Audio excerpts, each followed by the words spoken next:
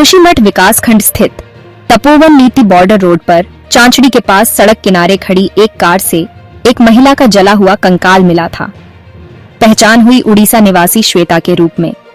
शुरुआत में शक था कि उसकी हत्या उसके भाई ने की है और फिर वह फरार हो गया है, लेकिन 4 दिन बाद पुलिस को जली हुई कार से लगभग 150 मीटर दूर एक गहरी खाई में श्वेता के भाई सुनील सेनापति का शव भी मिला।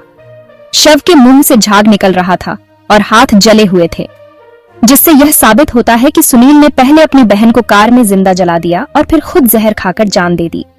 बृहस्पतिवार को आईटीबीपी, पुलिस, एसडीआरएफ, डीडीआरएफ और डॉग स्क्वाड की संयुक्त टीम ने घटनास्थल से लगभग 400 मीटर गहरी खाई में एक लाल स्वेटर देखा। टीम ने रस्सियों के सहारे चट्टानी रास्ते से नीचे उतरकर झाड़ियों में सुनील का शव बरामद किया। जांच में पता चला कि सुनील और श्वेता 2 महीने से होम स्टे का किराया नहीं दे रहे थे। दुकानों पर भी उनकी उधारी थी और लोगों से उधार लिए हुए पैसे भी लौटाए नहीं थे। आर्थिक तंगी के कारण श्वेता ने अपनी पायल और मोबाइल तक बेच दिए थे। बंगलुरु गई पुलिस टीम ने जांच में पाया कि दोनों भाई बहन गंभीर आर्थिक संकट से जूझ रहे थे। माता पिता के निधन के बाद उनके भाई की भी कोविड के दौरान मौत हो गई थी। करीब 16 साल से उनका किसी रिश्तेदार से कोई संपर्क नहीं था। उनके पास 2 फ्लैट और एक मकान था, जिसे वे पहले ही बेच चुके थे। पुलिस जांच में यह भी सामने आया कि सुनील और श्वेता असल में भाई बहन थे, लेकिन भविष्य बद्री क्षेत्र में उन्होंने खुद को पति पत्नी बताया था। वे एक ही कमरा लेकर होम स्टे में रह रहे थे। जांच में कई चौंकाने वाले तथ्य भी सामने आए। श्वेता ने अपने एक परिचित से 14,000 रुपये उधार मांगे थे, लेकिन पैसे नहीं मिल पाए। पुलिस ने अस्पताल और मेडिकल स्टोर तक में जांच की, लेकिन वहां भी उनकी कोई गतिविधि दर्ज नहीं मिली। अब पुलिस आत्महत्या के पीछे उनके आपसी रिश्ते को लेकर भी जांच कर रही है।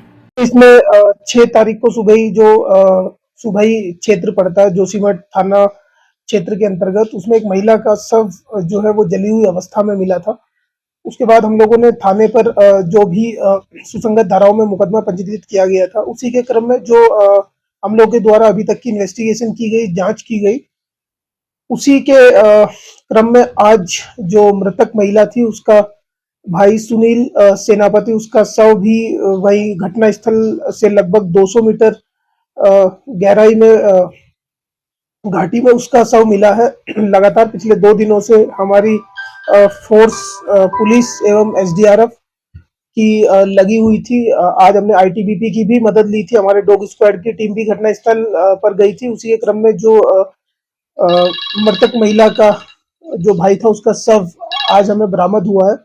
इसमें अभी तक की जांच में जो पता चला है, ये बेसिकली दोनों भाई बहन उड़ीसा के रायगढ़ जगह से थे और लगभग 16 साल पहले वहां से ये विशाखापट्टनम शिफ्ट हुए थे, जहां इन्होंने एक साड़ी की दुकान मिलकर स्टार्ट की थी। उसके बाद लगभग 6-7 साल पहले ये लोग बेंगलोर शिफ्ट हुए थे, जहां पे जो मृतक है सुनील सेनापति, वो ओला कंपनी में काम करता था एज अ कैब ड्राइवर। उसके पश्चात ये लोग पिछले 2-3 सालों से हरिद्वार जिले में रह रहे थे, वहां भी ये कैब ड्राइवर का ही काम करता था और पिछले लगभग 3.5-4 महीने से ये हमारे यहाँ सुबही क्षेत्र में एक होम स्टे में रह रहे थे। अब तक की जांच में जो तथ्य सामने आए हैं उससे अभी तक स्पष्ट होता है कि ये लोग काफी आर्थिक तंगी से गुजर रहे थे। लगातार इन लोगों के द्वारा लोगों से जो है बहुत छोटे-छोटे अमाउंट में ऋण भी लिया जा रहा था और कुछ अपनी चीजें जैसे मोबाइल और कुछ ज्वेलरी वो भी लोकल्स में ही बेची गई थी। तो अभी तक की जांच से यही है कि आर्थिक तंगी के कारण इन दोनों लोगों ने सुसाइड किया है। घटनास्थल के पास से भी हमें पॉइजन की एक शीशी मिली थी, जो हमने लैब के लिए भेज दी है और बाकी जो आज डेड बॉडी मिली है सुनील सेनापति की, उसका पंचायतनामा की कार्रवाई कर ली गई है और पोस्टमार्टम की कार्रवाई उसमें की जाएगी। बाकी जो भी अन्य चीजें थी उन्हें एफएसएल भेजा गया है और एफएसएल से जैसे ही रिपोर्ट आएगी तो मृत्यु का कारण और स्पष्ट सामने आएगा। धन्यवाद।